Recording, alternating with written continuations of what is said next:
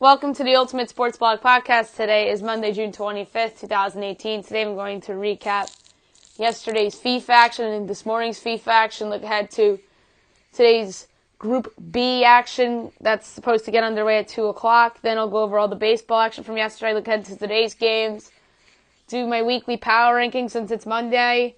And pick my players of the week. And I'm going to give out draft grades for every team in the NBA and in the NHL. Alrighty, here we go. World Cup action yesterday. Japan and Senegal drew at 2 apiece in Group H play. In the 11th minute, Sadio Mane got Senegal on the board first, 1-0. Takashi Inui in the 34th minute ties it up at 1 apiece for Japan. Musa Wagu gives Senegal a 2-1 lead in the 71st minute, and in the 78th minute, Kayusuke Honda in the 78th minute ties it up for Japan at 2 apiece, and that's how that ended in a draw. Colombia defeated Poland 3-0 in Group H play. 40th minute, Yerry Mina, 1-0 Colombia. Radamel Falcao in the 78th minute, 2-0 Colombia. Juan Cerrado in the 75th minute. 3-0 Colombia is your final. This morning was the Group A play, the last set of Group A games before the knockout stage. Uruguay defeated Russia 3-0. Both of these teams are advancing to the knockout round. 10th minute, Luis Suarez put Uruguay up 1-0. Denis Fraisev in the 23rd minute, 2-0 Uruguay. 36th minute, Igor Smolikov got red carded, so Russia was down to 10 players. Then in the 90th minute, Edinson Cavani gave Uruguay a 3-0 lead. And it's okay for Russia because they're in the knockout round. Meaningless game, sorta, in Group A because these two teams aren't headed to the knockout round. But Saudi Arabia defeated Egypt 2-1 as they get a W in the tournament. Mohamed Salah put Egypt up 1-0 in the 22nd minute. Extra time in the first half, in the 51st minute essentially. Salman Al-Faraj put Saudi Arabia on the board to tie it up at 1 apiece. Then Salem Al-Dawarsi in extra time in the second half gave Saudi Arabia a 2-0 lead, and that was the game-winning goal, as Saudi Arabia gets the win there. I'm going to look at the standings really quick for the World Cup. Group A is over, essentially. Uruguay and Russia are going to the knockout round. Uruguay has 9 points, Russia has 6 points. Saudi Arabia, with 3 points, finishes in third. They got the win today over Egypt, and Egypt did not get a win in this tournament, and they finished with 0 points. Group B, these games are huge in the 2 o'clock hour today. Spain and Portugal are tied at 4 points each. Iran has 3 points and Morocco has 0 points. Spain and Portugal had drawed. So that's where the 4 points came from. And Iran got the 3 points due to their win over Morocco. And a draw in the World Cup is 1 point. So each team has beaten Morocco, and each of the top 3 teams have beaten Morocco, and then Spain and Portugal drew. So basically the top 3 is alive. Morocco's pretty much dead.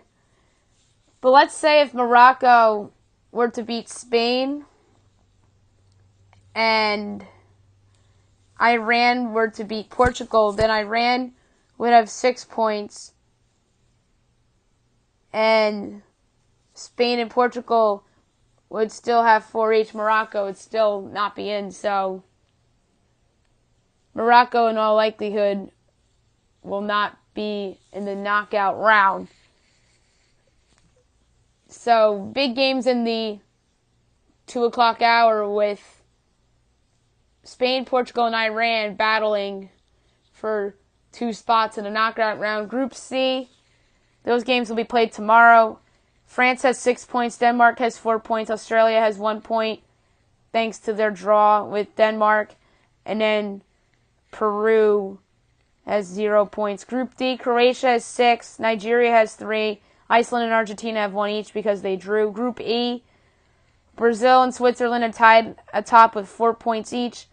Don't forget those two teams drew. Serbia has 3 points and Costa Rica has 0. Group F, Mexico has 6, Germany and Sweden each have 3, and South Korea has 0. So Mexico is going to the knockout round. Group G, this is pretty much over. England and Belgium have 6 each, and Tunisia and Panama each have 0. So this is kind of like Group A. And in Group H, Japan and Senegal each have 4. Japan's been a huge surprise in this World Cup. I did not expect anything from them. And here they are sitting atop Group H with 4 points with Senegal. They drew with Senegal and then they beat Poland, who has 0 points.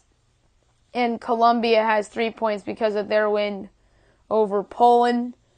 We'll get more into the standings chatter on tomorrow's podcast. I'm interested to see which 2 teams in Group B out of Spain, Portugal, and Iran end up making it to the knockout round. And in today's games, I am picking Portugal to defeat Iran and Spain to defeat Morocco. So there you go with that. Baseball. Interesting results from yesterday. Before I get into these games in the power rankings, the Red Sox defeated the Mariners 5-0 as they improved to 52-27. Seattle drops to 47-31. Chris Sale improves to 7-4. Marco Gonzalez drops to 7-5. Chris Sale finally gets run support, and Sale had his best start in a while, and against a good team too in Seattle. Bottom of the 5th, RBI double Rafael Devers, 1-0 Sox. Sacrifice fly Sandy Leon, 2-0 Sox. Sacrifice fly Mookie Betts, 3-0 Sox. Bottom of the 6th, 2-run home run Mitch Moreland, 5-0 Red Sox was your final. Chris Sale, I mentioned he had a good game. 7 innings, 4 hits, no earned runs, a walk, and 13 strikeouts. Leaves the game with a 2.56 ERA.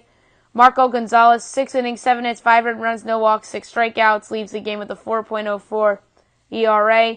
The Rays defeated the Yankees 7-6 to complete the sweep. A very surprising sweep. This is the first 3-game losing streak of the season for the Yankees. The first time the Yankees have been swept all year.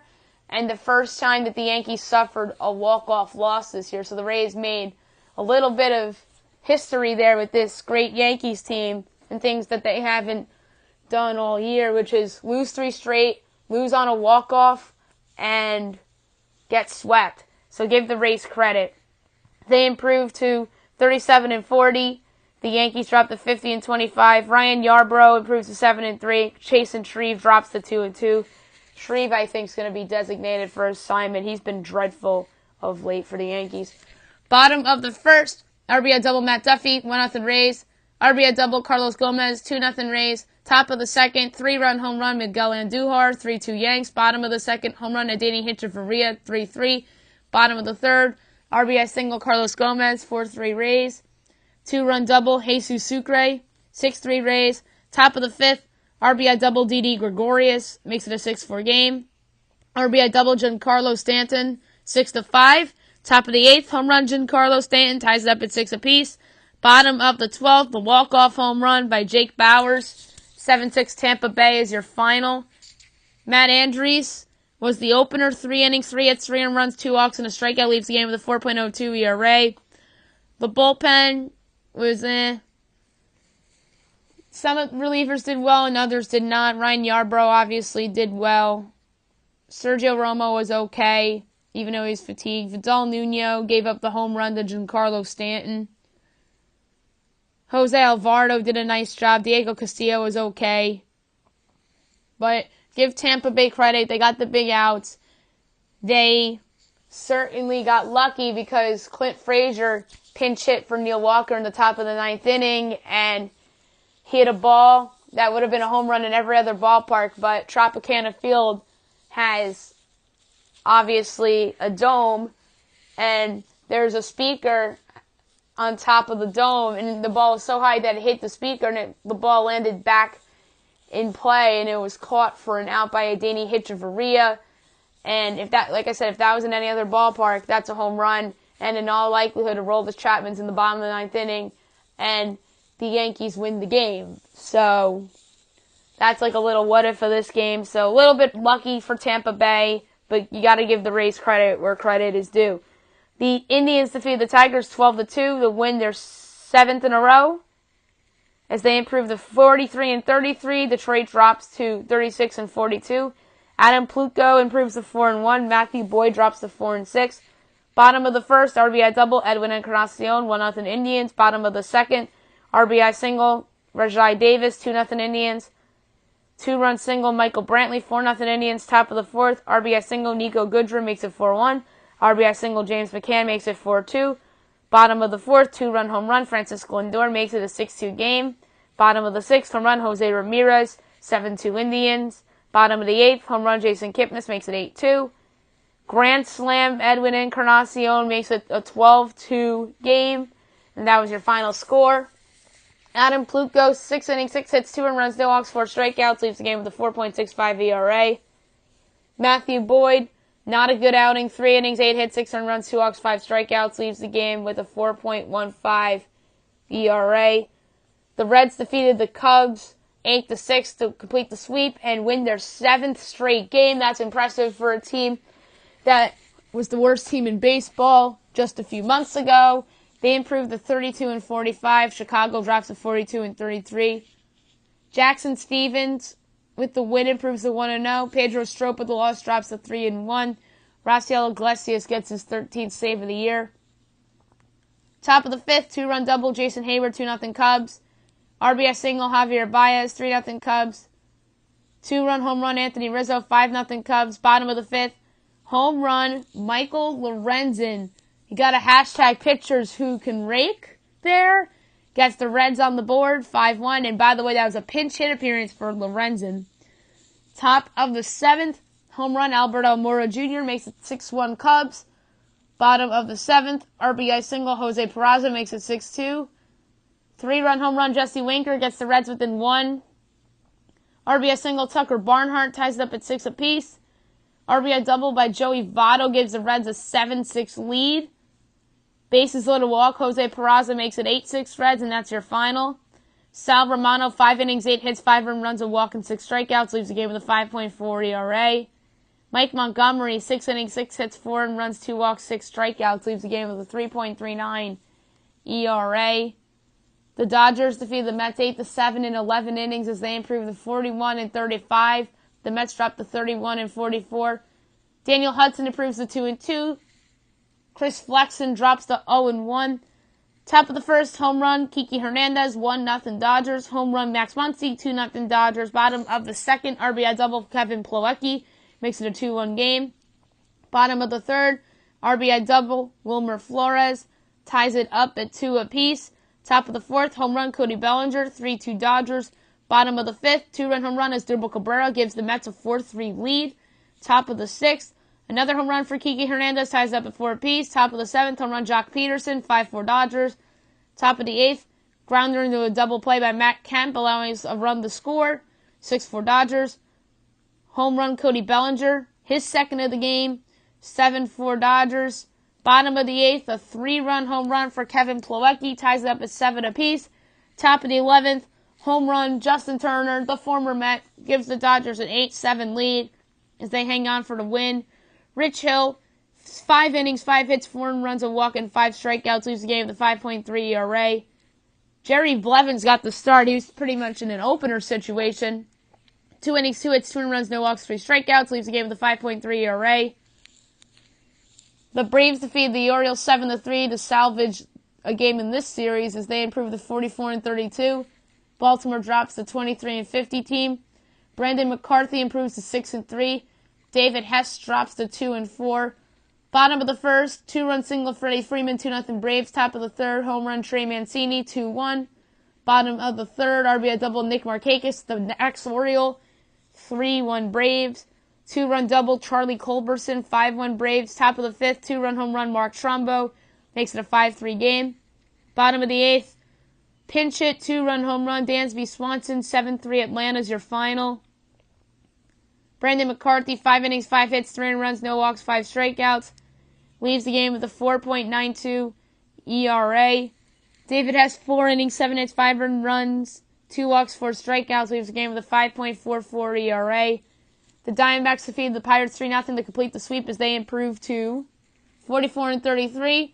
Pittsburgh drops to 36-41. Clay Buchholz improves to 2-1. Trevor Williams drops to 6-5. Brad Boxberger gets his 17th save of the year. Top of the first, 2-run home run, David Peralta, 2-0 Diamondbacks. Top of the second, home run, John Ryan Murphy, 3-0 Diamondbacks is your final. Clay Buchholz, 5 innings, 2 hits, no runs, no walks, 5 strikeouts, leaves the game with a 2.56 ERA. He had to leave the game after 5 due to an injury.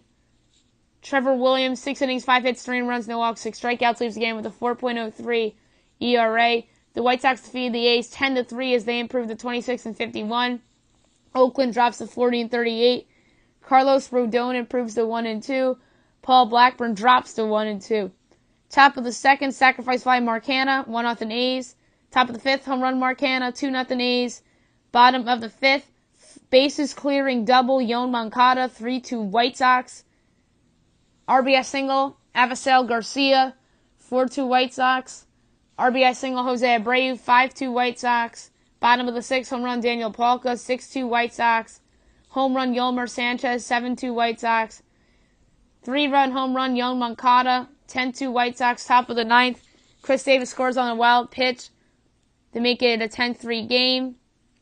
Carlos Rodon, perhaps his best start in the big leagues. 8 innings, 7 hits, 2 earned runs, no walks, 3 strikeouts, leaves the game with a 3.7 ERA. Paul Blackburn, 5 innings, 8 hits, 6 earned runs, no walks, 4 strikeouts, leaves the game with a very ugly 8.83 ERA. The Cardinals defeated the Brewers 8-2 as they improved to 40-36. Milwaukee drops to 45-32. Luke Weaver improves to 4-6. Julius Chacin drops to 6-3. Top of the first, sacrifice fly Marcell Ozuna, 1-0 Cardinals. Bottom of the first, home run Christian Yelich ties it up at 1 apiece. RBI single Hernan Perez, 2-1 Brewers. Top of the fourth, 2-run single Matt Carpenter, 3-2 Cardinals. 3-run home run Jose Martinez, 6-2 Cardinals. Top of the fifth, RBI single Harrison Bader, 7-2 Cardinals. Sacrifice fly Luke Weaver, 8-2 Cardinals is your final. Luke Weaver, 5 2/3 innings, 5 hits, 2 runs, 2 walks, 9 strikeouts, leaves the game with a 4.59 ERA. Julius Chacin, 4 1/3 innings, 9 hits, 8 earned runs, 5 walks, 5 strikeouts, leaves the game with a 3.82 ERA. The Twins defeated the Rangers 2-0 to stop the Rangers' 7-game win streak. Minnesota improves to 34-40. Texas drops to 34-45. Jose Barrios improves to 8-5. Bartolo Colon drops to 4-5. Fernando Rodney gets his 17th save of the year. Bottom of the fifth, RBI single Bobby Wilson, 1-0 Twins. Bottom of the sixth, RBI single Robbie Grossman, 2-0 Twins is your final. Jose Barrios, 7 innings, 3 hits, no earned runs, 2 walks, 12 strikeouts, leaves the game with a 3.15 ERA. Bartolo Colon, 7 innings, 7 hits, 2 earned runs, a walk, and 5 strikeouts, leaves the game with a 4.72 ERA. The Astros defeated the Royals 11-3 as they improved to 52-27. Casey drops to 23-54. Garrett Cole improves to 9-1. Jason Hamill drops to 2-9. Houston put up an 8 spot in the bottom of the second inning. Tony Kemp reaches on a catcher's interference with the bases loaded, which allows a run to score. 1-0 Astros. Bases loaded walk Alex Bregman. 2-0 Astros. 2-run single Jose Altuve. 4-0 Astros. Grand slam Yuli Gurriel. 8-0 Astros. Top of the fourth, home run Lucas Duda. Put the Royals on the board to make it an 8-1 game. Bottom of the fourth, RBI double Yuli Gurriel. 9-1 Astros. Top of the seventh, RBI single Rosell Herrera. Makes it a 9-2 game. Bottom of the seventh, RBI double Max Stassi. 10-2 Astros. Top of the eighth, sacrifice fly Abraham Almonte makes it 10-3. Bottom of the eighth, home run Evan Gattis. 11-3 Astros is your final. Garrett Cole, 5 innings, 2 hits, an earned run, 3 walks, 8 strikeouts, leaves the game with a 2.56 ERA. He left the game early because of a high pitch count, even though it was a blowout. Jason Hamill, 4 innings, 6 hits, 7 runs, 5 walks, 3 strikeouts. Leaves the game with a 5.34 ERA. The Marlins defeated the Rockies 8-5 as they improved to 31-47. Colorado drops to 38-40. Drew Rucinski improves to 2-1. German Marquez drops to 5-8. Kyle Barclough gets his 7th save of the year. Top of the first, RBI double, JT Realmuto, 1-0 Miami. 2-run single, Justin Bour, 3-0 Miami. Bottom of the first, 2-run home run, Nolan Arenado makes it a 3-2 game. Top of the second, home run, Derek Dietrich, 4-2 Marlins. Bottom of the third, 2-run single, Trevor Story ties it up at 4 apiece. Top of the fourth, RBI double, JT Riddle, 5-4 Marlins. RBI ground out, Cameron Maben, 6-4 Marlins. Bottom of the fourth, home run, Gerardo Parra makes it a 6-5 game. Top of the seventh, RBI triple, Lewis Brinson, 7-5 Marlins. RBI single, Derek Dietrich, 8-5 Marlins. That's your final. Caleb Smith, an inning and a third, a hit, 2 earned runs, a walk, and a strikeout. Leaves the game with a 4.19 ERA. Drew Rucinski in relief was great. 2 2/3 innings, 5 hits, 3 earned runs, a walk, and a strikeout. Leaves the game with a 4.63 ERA. Great's a little strong. Let's say he was okay and kept the Marlins in the game, as well as the rest of their bullpen. I'd give Marlins bullpen some credit for holding that good Rockies offense down. Meanwhile, German Marquez, 3 1/3 innings, 9 hits, 5 earned runs, 3 walks, 6 strikeouts, leaves the game with a 5.53 ERA. The Giants defeated the Padres 3-2 in 11 innings as they improved to 40-39. San Diego drops to 35-45. Ty Blach improves to 5-5. Brad Hand drops to 1-4. Top of the first, home run, Manuel Margot, 1-0 Padres. Bottom of the sixth, home run, Gorky Hernandez ties it up at 1 apiece. Top of the 11th, RBI single, Corey Spagenberg, 2-1 Padres. Bottom of the 11th, walk-off 2-run double, Hunter Pence, 3-2 Giants is your final. Derek Rodriguez, 7 innings, 4 hits, an earned run, a walk, and 6 strikeouts, leaves the game with a 3.82 ERA. Eric Lauer, 6 innings, 5 hits, an earned run, a walk, and 4 strikeouts, leaves the game with a 5.05 ERA.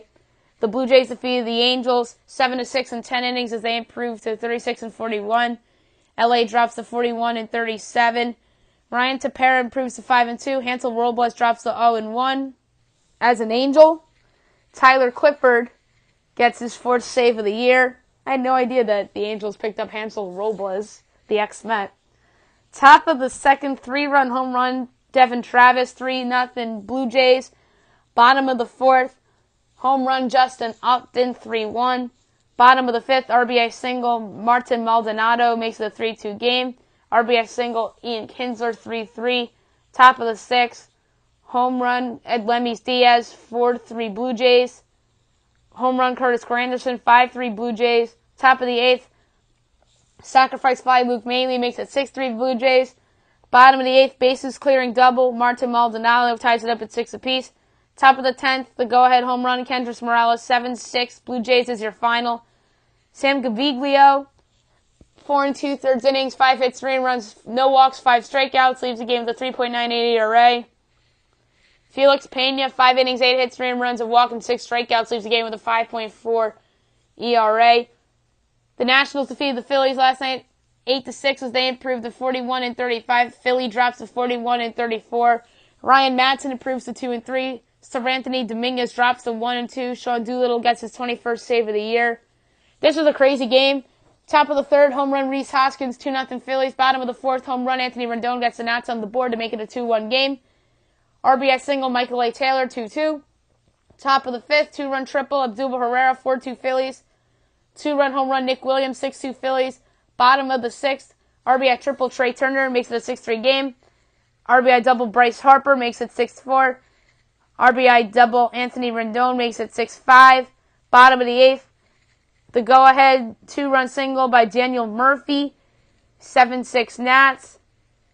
RBI single, Michael A. Taylor, 8-6 Nats is your final. Big decision in this game. Gabe Kapler decided to intentionally walk the red-hot Juan Soto for the struggling Daniel Murphy. I think that was the right call. But, hey, sometimes decisions don't always work out. But the Nationals get the win. An important win for the Nats to avoid a sweep. Jeffrey Rodriguez, 4 innings, 5 hits, 4 runs, 2 walks, 3 strikeouts, leaves the game with a 5.93 ERA. Nick Pivetta, 5 innings, 8 hits, 2 runs, 2 walks, 7 strikeouts, leaves the game with a 4.06 ERA. Today's games, 3 o'clock game on a Monday, that's rare. You have Athletics Tigers, that's not even a makeup game. Edwin Jackson making his season debut, his A's debut, against Jordan Zimmerman. That's going to be a high-scoring game. 4:15 Angels-Royals, this is a makeup game. Tyler Skaggs against Brad Keller. 7 o'clock games, you have Yankees-Phillies. Jonathan Loaiziga against Vince Velasquez. This is going to be an interesting game. See if the Yankees can snap their little 3-game losing streak. See if Philly can carry over momentum that they've been playing with over the last week and a half. Mariners-Orioles, you have Felix Hernandez against Andrew Kashner. Pirates-Mets, you have Jamison Tyon and Seth Lugo. Diamondbacks-Marlins, you have Shelby Miller and Dan Straley. Nationals-Rays, you have Gio Gonzalez and Blake Snell. 7:30 Reds-Braves, you have Tyler Mahle and Mike Falty-Units.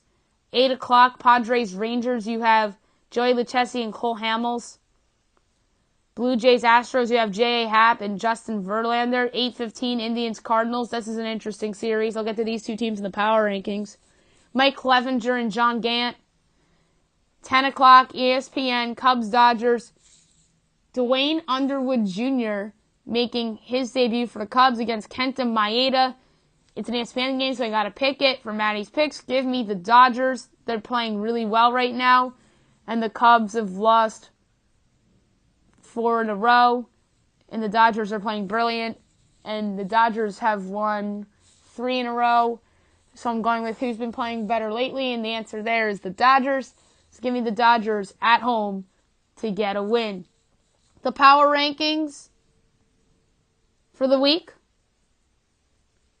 I go from 30 to 1, as I do every week.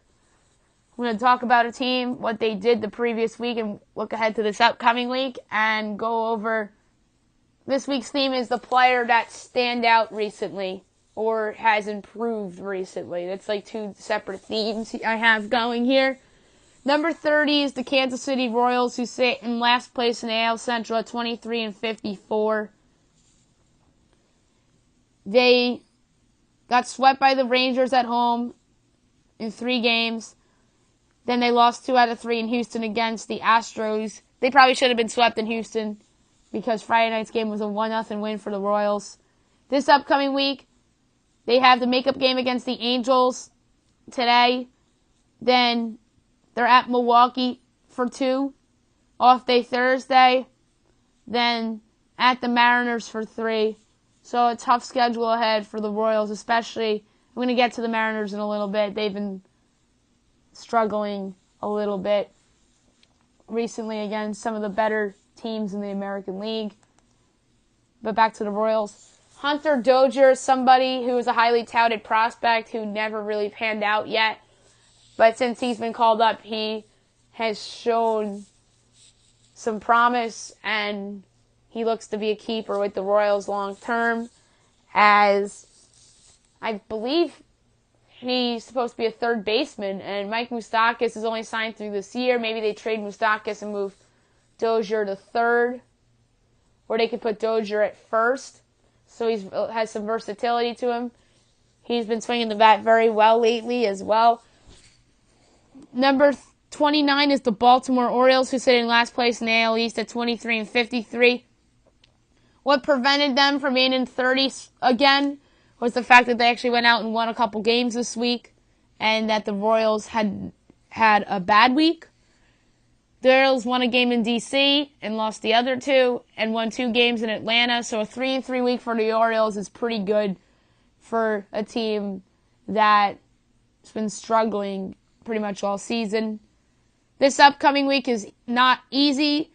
The Mariners are at Camden Yards for 4, and over the weekend, the Angels are at Camden Yards for 4. So 2 of the better teams in the American League West head to Camden Yards this week. Mark Trumbo, somebody that's been hitting the baseball a lot lately. He's been hitting a lot of home runs. He had a home run yesterday. Don't be surprised if the Orioles are able to get something for Trumbo, assuming that Trumbo continues to hit. Number 28 is the New York Mets, who sit in fourth place in the NL East at 31-44. Boy, what a mess. They lost 3 out of 4 in Colorado against the Rockies, and then they got swept at home by the Dodgers. I feel like the Mets haven't won a home game in forever. Can somebody tell me the last time they won a home game? If I had to guess, I think it was against the Yankees on that Sunday night. Luis Severino gave up the home run to Todd Frazier. But this upcoming week, the Pirates come to town for 3 beginning tonight. Off today on Thursday. Then at the Marlins for 3. I won't be overly shocked if they have a winning week because the Pirates and the Marlins are not good teams either. But you never know. They got swept at home by the Orioles, so you never know with the Mets. Brandon Nimmo is somebody that has been one shiny spot on the Mets this season. He's proven to be an everyday player, a good leadoff hitter, hits home runs, he plays good defense in the outfield. I think he's a keeper for them long term. Number 27 is the San Diego Padres, who sit in last place in the NL West at 35-45. They got swept in a 2-game series at home against the A's on Tuesday and Wednesday. Then they lost 3 out of 4 in San Francisco against the Giants. This upcoming week, beginning tonight, they're at the Rangers for 3. Off day on Thursday. Then the Pittsburgh Pirates come to town for 3. A winning week isn't that impossible because the Rangers don't have good pitching and the Pirates haven't played well recently. So it's in play for them, but I think they're staring at 3-3. Clayton Richard is somebody that has been pitching better of late, and if he pitches well come the trade deadline, I think San Diego can get something for him from a contender. Maybe the Yankees take a look at him, or Boston. The Mariners are somebody that needs help in the rotation, I think. So there's some guys or some teams that can look to Richard at the trade deadline. Number 26 is the Miami Marlins, who sit in last place in the NL East at 31-47. They've quietly have been playing a little better of late. They lost 2 out of 3 in San Francisco against the Giants. They could have easily been swept there, and they could have easily won 2 out of 3 there. And over the weekend, they won 2 out of 3 in Colorado against the Rockies. This upcoming week, beginning tonight, the Diamondbacks come to town for 4. And then over the weekend, the Mets come to town for 3. So the Diamondbacks series won't be easy, but I think they can win that Mets series. Brian Anderson's somebody that has been very good for the Marlins. He's hovering around 300 in batting average. He doesn't really hit for much power, but he's somebody that's been a bright spot on the Marlins this season and looks to be a keeper for them long term. 25, the Chicago White Sox, who sit in 4th place in the AL Central at 26-51. They began the week by getting swept in Cleveland against the Red Hot Indians, and they closed out the week by splitting with the Athletics in a 4-game set. This upcoming week, beginning tomorrow night, the Twins come to town for 3. Then they're at the Rangers for 3 over the weekend, so the schedule softens up for them a little bit. Yolmer Sanchez is somebody that has been one of the more improved players on the White Sox. He's their second baseman. Or not really just their second baseman. He plays all over the field. Yoan Moncada is really their second baseman. But he's versatile, and he's been getting some hits for them. And somebody who has, I said before, has improved. And fits with my little theme this week of the power rankings. 24 is the Detroit Tigers, as they sit in 2nd place in the AL Central in the tie with the Twins. The Tigers are 36-42. They had a bad week. They got swept by the Reds in Cincinnati and then swept again in Cleveland against the Indians. This upcoming week, beginning tonight, or this afternoon, I should say. They host the A's for 4. Then they go to the Blue Jays for 3 over the weekend. Actually, they're at the Blue Jays for 4. That series extends into Monday. That's pretty rare. Jose Iglesias is somebody who used to be just a defensive, slick throwing shortstop and an offensive liability.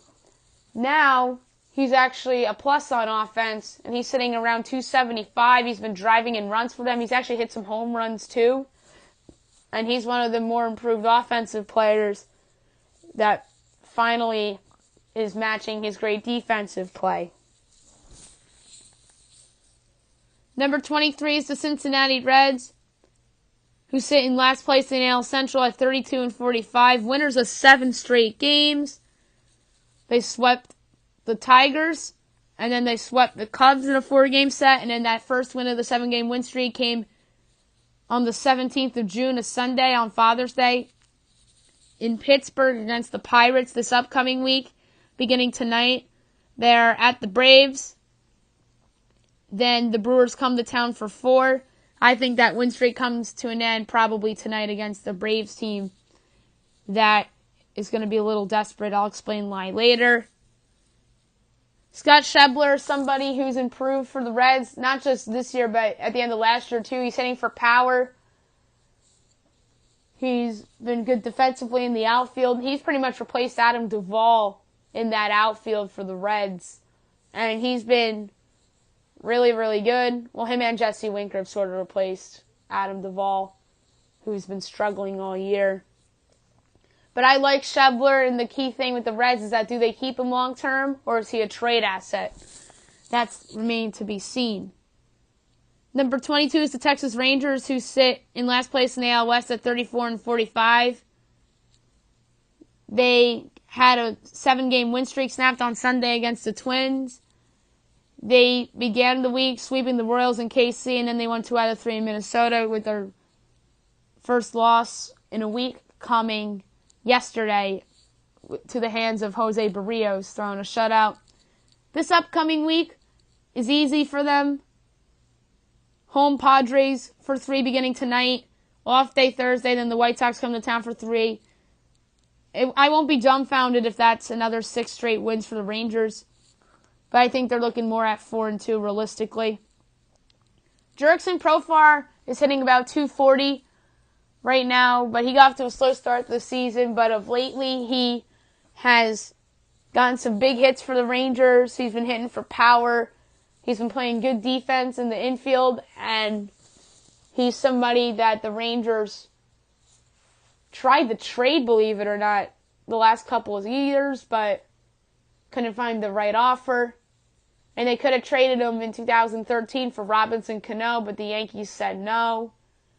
That probably turned out to be a good decision on both sides there.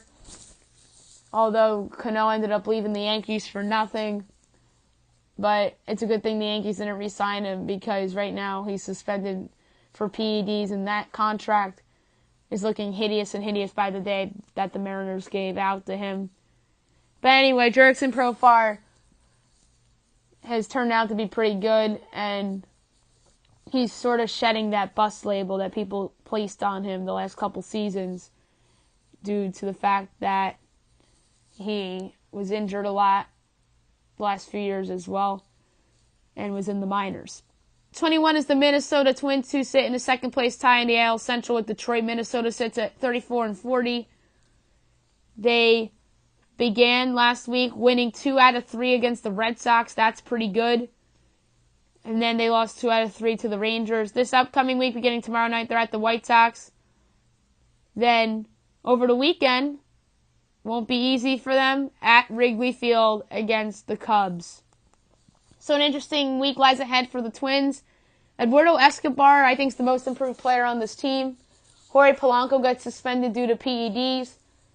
They put Eduardo Escobar at shortstop, and he has delivered for them. And I think that he and Eddie Rosario share the most improved Twins honor. But Rosario is somebody I think will probably make the All-Star team, and I don't think Escobar will. but Escobar deserves a lot of credit. He's turned into a fine player for the Twins, and if the Twins don't turn it around, maybe he's a trade asset for them. Number 20 is the Toronto Blue Jays, who sit in 4th place in the AL East at 36-41. They began the week by splitting with the Braves at home. Then they split with the Angels in Anaheim. This upcoming week, beginning tonight, they're at Houston for 3. That won't be easy. Off day Thursday. Then the Tigers come to town over the weekend. And the Tigers are at Toronto on Monday as well. So it's a 4-game set. Friday, Saturday, Sunday, Monday. We don't see many of those in baseball anymore. Teoscar Hernandez, to me, is the most overlooked and improved guy on the Blue Jays. He has, I believe, 12 home runs on the season. He's also gotten some other big hits for them as well, played fine defense in the outfield. And if the Blue Jays are out of it at the trade deadline, I think he's going to be an attractive trade target for some contenders that can use him as an outfielder to come off the bench. Number 19 is the Pittsburgh Pirates, who sit in 4th place in NL Central at 36-41. They split with the Brewers to begin the week, with Wednesday's game being postponed, and then they were swept at home by the Diamondbacks in a 4-game set. This upcoming week, they have potential to rebound a little bit. They're at the Mets for 3 beginning tonight, off day Wednesday. Then they're at the Padres for 3. The off day's Thursday. And then they're at the Padres for 3. So interesting week ahead for Pittsburgh. Tyler Glasnow is somebody who was struggling earlier in the year. He has been a failed starter and converted into a reliever, and actually has done a solid job of late. Has not given up many runs, and his ERA is lowering by the day. Number 18 is the Colorado Rockies, who sit in 4th place in NL West at 38-40. They had a weird week. They won 3 out of 4 at home against the Mets. Then they lost 2 out of 3 at home against the Marlins. This upcoming week, off day today, beginning tomorrow night, at San Francisco for 3. Then at the Dodgers for 3. So big division games for the Rockies to try to move up in the standings. Saturday night's game against the Dodgers will be on Fox. Big week ahead for the Colorado Rockies. Carlos Gonzalez is somebody who the Rockies brought back on a 1-year deal. He has exceeded my expectations this season. He's hitting about .275. He's been getting some big hits for them, playing fine defense in the outfield for the Rockies as well. Number 17 is the Tampa Bay Rays, who sit in 3rd place in the American League East at 37-40. By my standards, they had a good week, even though they lost 2 out of 3 to begin the week in Houston against the Astros. They could have easily won on Monday night. They could have easily won 2 out of 3 in Houston. But what impressed me is that they swept the Yankees in the 3-game set. I had talked about it before. This was the first time the Yankees have been swept all year, their first 3-game losing streak all year, and their first walk-off loss all year. All happened to happen yesterday thanks to one swing of Jake Bauers. This upcoming week, the Nationals come to town for 2 beginning tonight. Off day Wednesday, then Houston comes to town for 4. So the schedule only gets tougher for Tampa Bay. I think they'll hang around some of these games, especially that all of them are in their home ballpark. Wilmer Font is somebody that ERA still looks pretty ugly, but I think he's improved. He's been one of their openers this season. He's absolutely been a Yankee killer. He's shut them down pretty much the last 2 times he's seen them. The only run he gave up against the Yanks was a home run to Aaron Hicks. I'm interested to see how well he pitches for the rest of the season, because to me he looks like an improved pitcher. But maybe I'm overreacting because he pitched 2 good games against the Yankees. A very good Yankees team, too. Number 16 is the San Francisco Giants, who sit in 3rd place in the NL West at 40-39. They had a good week last week. They won 2 out of 3 at home against the Marlins. Could have easily swept the Marlins, but the Marlins came back to beat them on Monday night. Then they won 3 out of 4 against the Padres. They could have easily split with the Padres if not for Hunter Pence's walk-off double yesterday. And Madison Bumgarner was tremendous on Thursday night for them. This upcoming week is big for the Giants. Off day today. Then it's all division games for the Giants, too, as the Rockies come to town for 3. Then over the weekend, they're at the Diamondbacks. So it should be interesting for San Francisco. They got to go 3-3 or better, in my opinion. Gorkys Hernandez. It's funny, this is the second Hernandez I get to talk about on the podcast today. Has been somebody that's been hitting very well for the Giants. He's been getting some big hits, been hitting some big home runs for them as well, playing fine defense in the outfield. And is somebody who I believe the Giants are going to hold on to unless they fall out of the race and end up trading him. They're 5 games out of first place right now. And 3 games out of the wild card. So they're still in this thing. So this week for them against tougher opponents in the Rockies and the Diamondbacks, although the Rockies have struggled a little bit lately, I still think the Rockies are a solid team with that offense. So a big week ahead for the Giants. Number 15 is the Oakland Athletics, who sit in 4th place in the AL West at 40-38. They had a solid week. They swept the Padres in San Diego in a 2-game set, and they split with the White Sox in Chicago in a 4-game set. This upcoming week, beginning in about an hour and a half from now, 4-game set in Detroit against the Tigers. Then the Cleveland Indians come to town for 3 over the weekend. So another interesting week ahead for the Oakland A's. Franklin Barreto is somebody who the A's recently recalled after looking like a bust the first couple times he was called up. He's finally looking like the prospect they thought they were getting in Barreto when they traded Josh Donaldson away to Toronto. He had a multi-home run game last week. I believe he already has 4 home runs since being recalled. And I believe he'll stick on Oakland's roster for the rest of the season.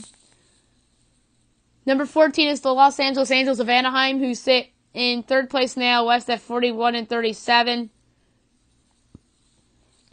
They went 3-3 last week, splitting with the Diamondbacks in a 2-game set. And they split with the Blue Jays in a 4-game set, and they could have easily swept the Diamondbacks had not been for Gerard Dyson robbing Justin Upton of a grand slam the other night. This upcoming week, they have a makeup game in KC against the Royals this afternoon at 4:15. Then a 3-game set at Fenway Park against the Red Sox, with Thursday night's game being on ESPN. Then over the weekend, they're at Camden Yards against the Orioles. So an interesting week ahead for the LA Angels. Ian Kinsler, after a slow start, is finally hitting like the second baseman that we saw for a lot of his time with Detroit and Texas. He has, I believe, 8 home runs this month, and his bat has been pretty good lately. It's not just the home runs, but he's been getting other big hits for the Angels as well.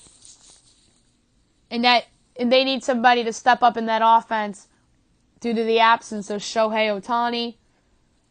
Number 13, the St. Louis Cardinals, who sit in 3rd place in the AL Central at 40-36. They had an interesting week. They lost 2 out of 3 to the Phillies. Could have easily swept the Phillies.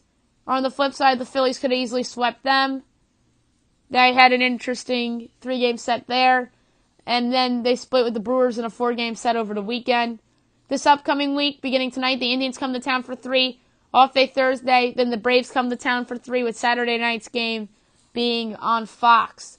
Matt Carpenter is somebody who's been red hot lately. He's in play for the NL Player of the Week, along with some of his teammates, Yadier Molina and Jose Martinez.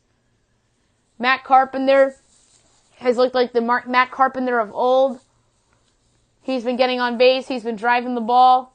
And I'm curious to see if he keeps up this hot pace, because he was hitting well last week as well. Number 12 is the Chicago Cubs, who sit in 2nd place in the NL Central at 42-33. They had a weird week. They won 2 out of 3 against the Dodgers. They could have easily swept the Dodgers if not for the big hit by Kyle Farmer on Tuesday afternoon. and then they get swept by the Reds, so that was a big letdown for the Cubs over the weekend. This upcoming week won't be easy. 4-game set in LA against the Dodgers. Then the Twins come to Wrigley Field over the weekend. And tonight, Tuesday and Wednesday night's games are all on ESPN. Jason Hayward is somebody who has been improved since coming off the disabled list.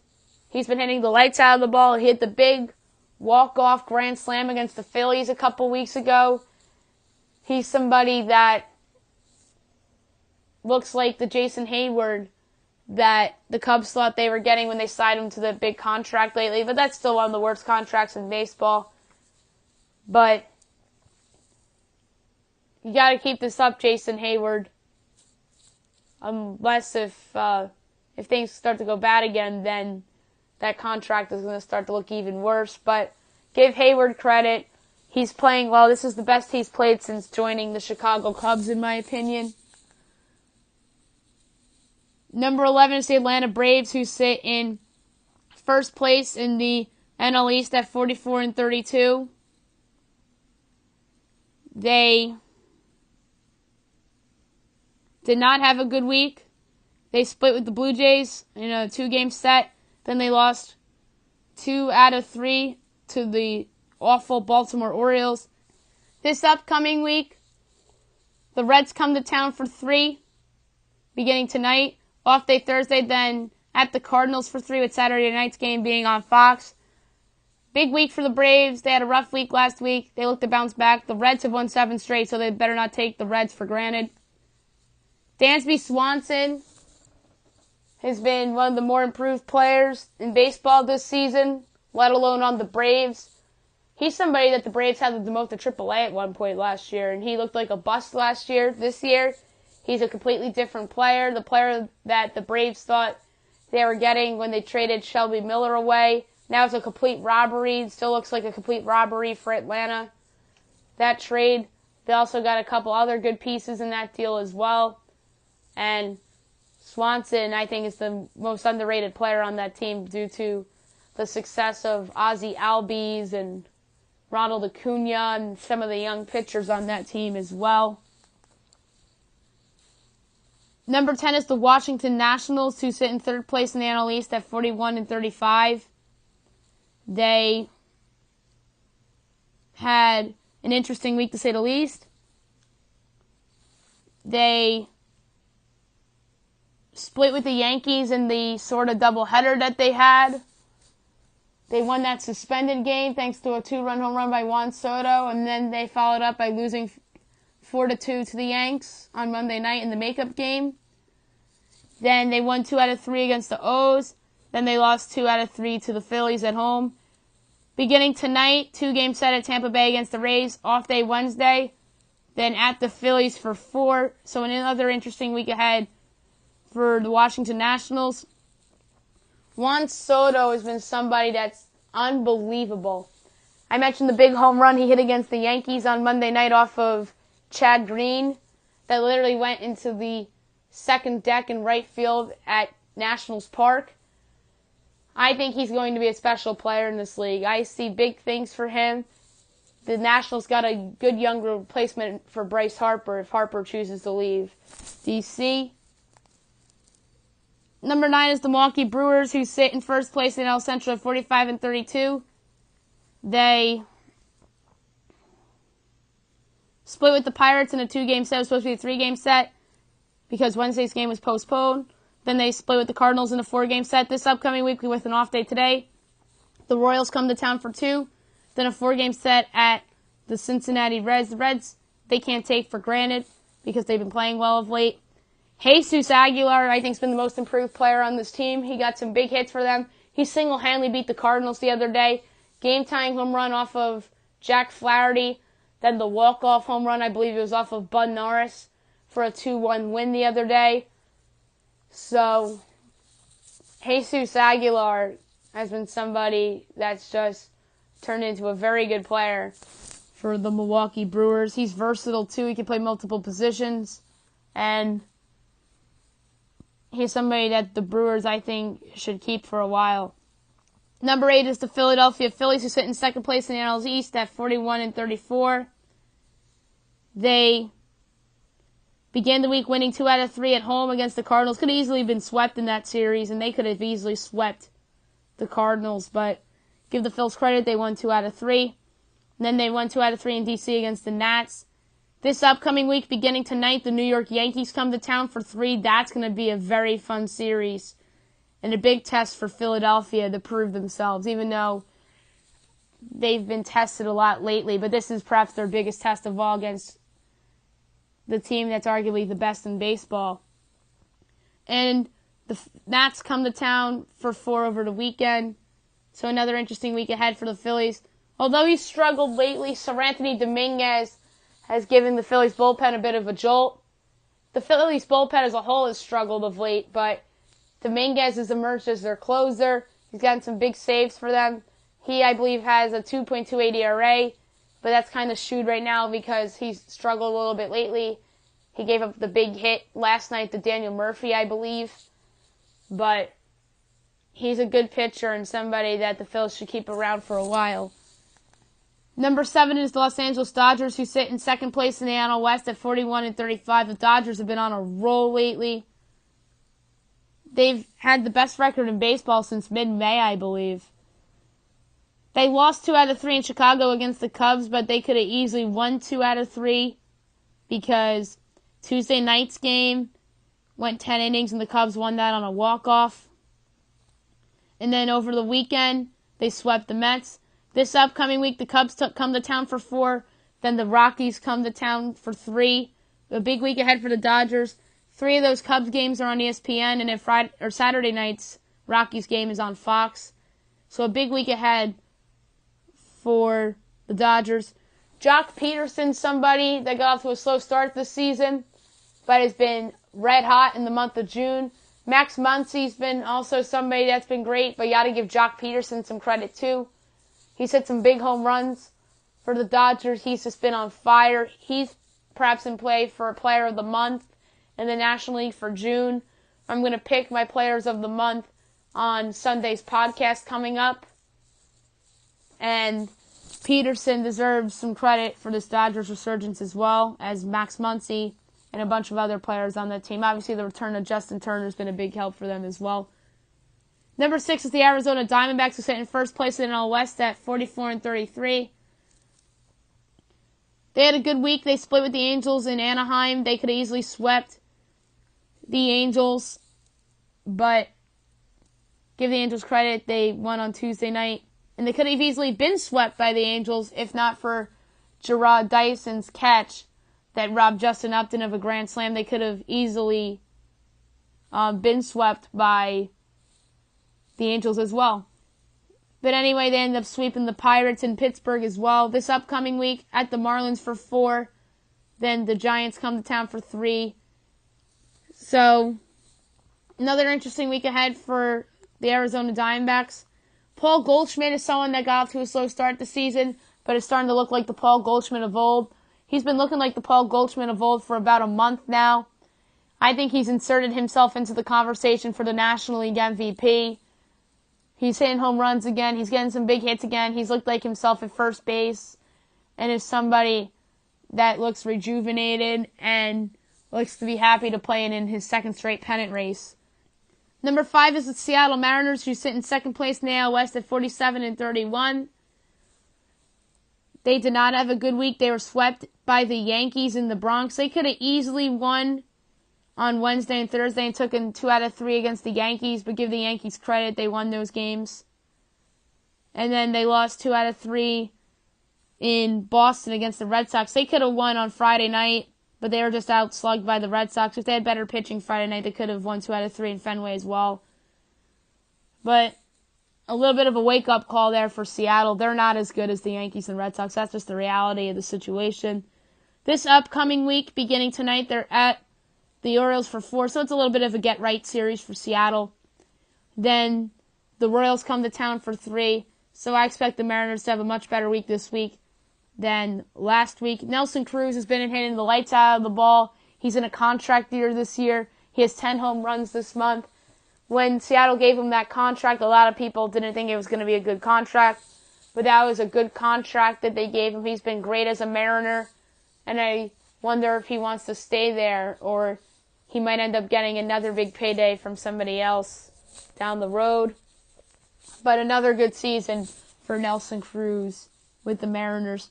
Number 4 is the Cleveland Indians, who sit in first place in the AL Central at 43-33. They've been on fire, 7 straight wins for the Tribe. They swept the White Sox, and then they swept the Tigers. And that winning streak started on Father's Day with that win over the Twins. This upcoming week, beginning tonight, they're at the Cardinals for 3. Off day Thursday, then the Athletics for 3. I do not think the winning streak is going to last very long. I think the Cardinals at home are tough to beat. And the A's have actually been playing good baseball of late as well. I won't be surprised if Cleveland has a winning week, but at the same time, I won't be surprised if they have a losing week this upcoming week. Jose Ramirez continues to amaze for Cleveland. He's been their best player again this season. He's in the conversation for AL MVP, although I believe Mike Trout's going to run away with that award because he's single-handedly keeping the Angels in the race again. But Ramirez is going to certainly be the starting third baseman in the American League All-Stars. And he's somebody that Terry Francona and that team absolutely adore. Number 3 is the Boston Red Sox, who sit in the first place tie in the American League East. They are 52-27 right now. They began the week losing 2 out of 3 against the Twins. And then they won 2 out of 3 against the Mariners.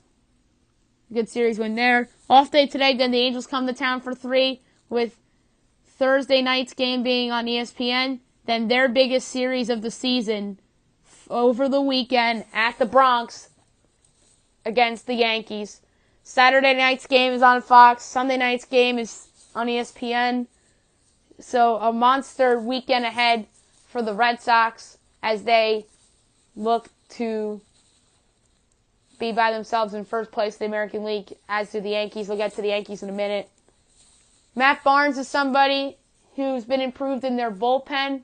I believe he's emerged as their second best reliever. Joe Kelly has predictably regressed as Matt Barnes has progressed. And to me, Boston has to improve their bullpen at the trade deadline. But you got to give Barnes some credit because he's gotten some big outs for Boston lately. Number 2, New York Yankees, first place tie in the AL East at 50-25. They had a weird week. They swept the Mariners. Then they got swept by the Rays.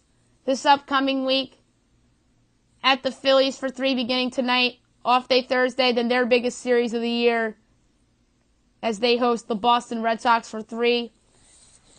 As they look to be in first place in the American League East come next Monday's podcast. Obviously, the winner of the Red Sox-Yankees series will probably be number 1 on the power rankings next week unless the Astros go on another win streak here.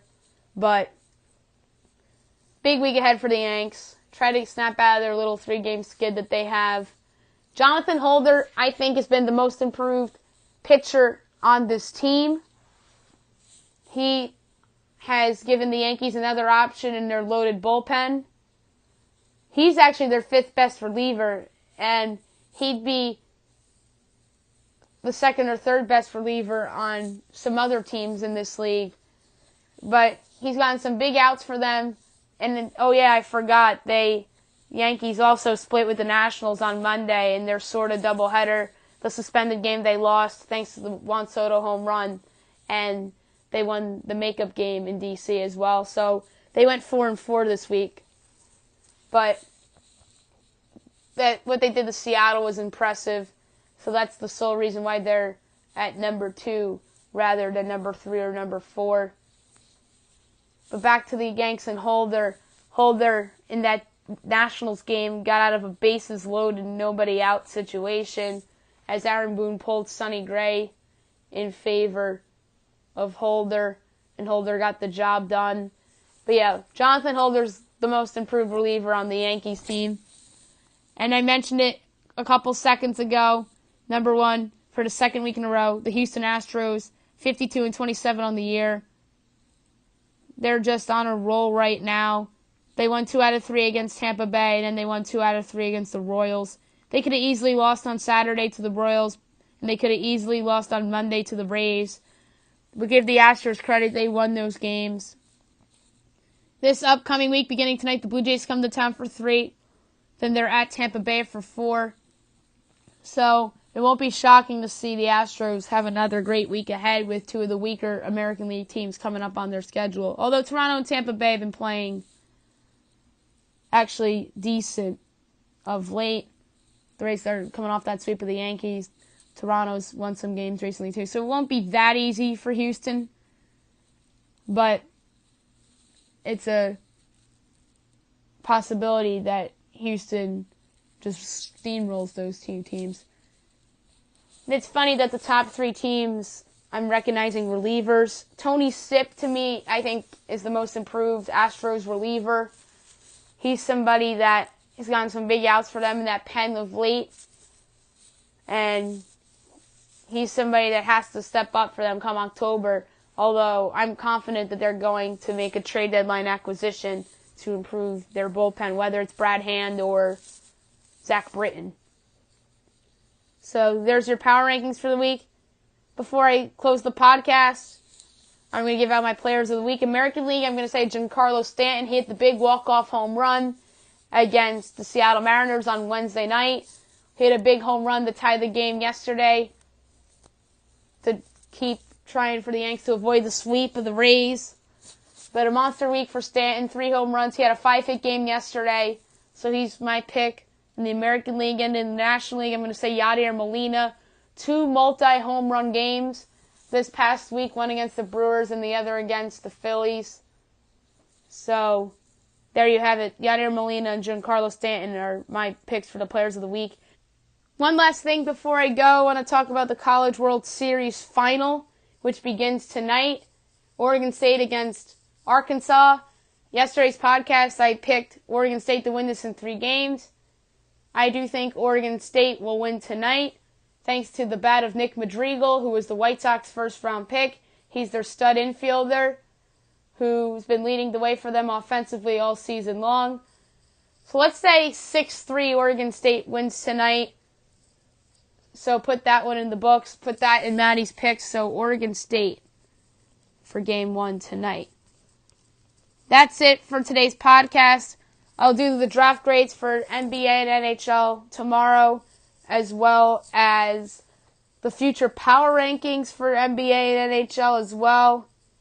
I will also be going over the baseball action from today and looking ahead to tomorrow's games as well. And I'll talk about the FIFA action from this afternoon's Group B play and tomorrow morning's Group C play as well. Before I go as well, I want to make the picks for the Group C action. I forgot to do that before. You have Denmark and France, 10 o'clock on Fox tomorrow. Give me France there to get a big 3 points to distance itself from Denmark. And then Australia and Peru. Australia has a chance to get that second Group C spot.